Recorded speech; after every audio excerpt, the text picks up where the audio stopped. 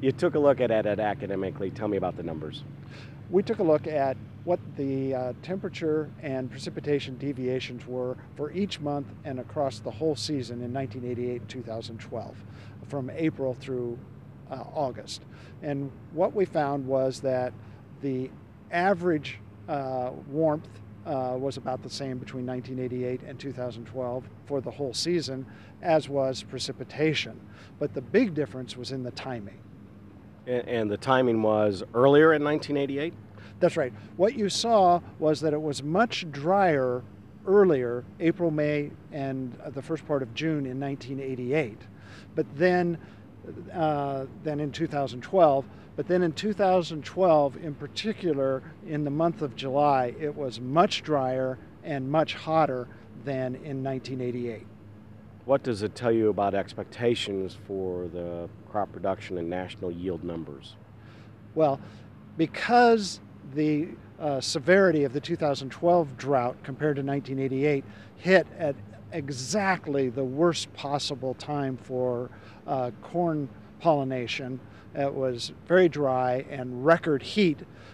We won't be surprised if there's even maybe some further small declines in the USDA estimates of yield when they come out next week for corn. Can you talk more about those and give me more detail?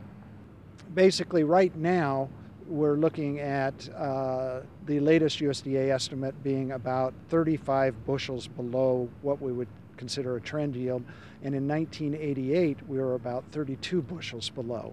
So that lines up with the idea that in 2012, the weather was actually harsher for corn production prospects in 2012 than 1988, and that leads us to a conclusion. We won't be surprised, given that severity of July weather, that the USDA continues to have maybe some small downward adjustments in the U.S. Average corn yield. But you wouldn't look for it to drop at 4 or 5 bushels to the acre. No, not right now. We already have a trend deviation that is larger than 1988. I wouldn't be surprised if it came down another bushel or two. How much difference is the trend deviation between the 2 years? About 3 bushels. That's corn. Tell me about soybeans. Soybeans is really a very different story.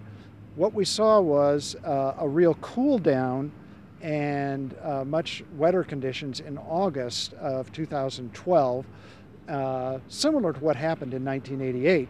And so we might not expect any larger of a trend deviation for soybeans this year, 2012, than 1988. But in fact, the USDA's most recent forecast shows a substantially larger deviation from trend downward for 2012 compared to 1988. So that leads us to think that we won't be surprised if the USDA's yield forecast on beans is bumped up at least 2 bushels to make the deviation more similar in 2012 than 1988. To be clear, that change, that difference between the trends in the 2 years does not really include the rains that came in early September, the Isaac event. It was August rains that would have been earlier in that month. That's correct. We were just looking at the weather data from from April through August. So that extra benefit would not be included in our analysis as well. Why do you think that might have happened, and do you suppose the rains that came as a result of Isaac will cause a much larger change next week?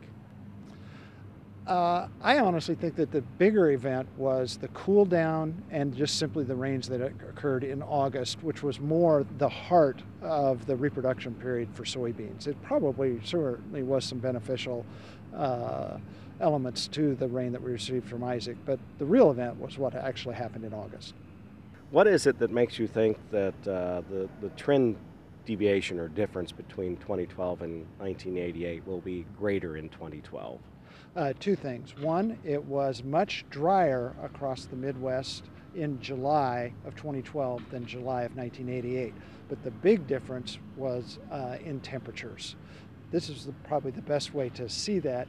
In 1980, in most of these states, the July temperature was about 3 degrees above normal. in 1983, usually considered a benchmark of a bad late summer heat wave, we were about 3.5 degrees above average temperatures. In July 2012, we were over 6 degrees above normal. So it was beyond way hot. And 1988 doesn't show up in that list? No, surprising to many people. It was certainly hotter than normal, but well down the list.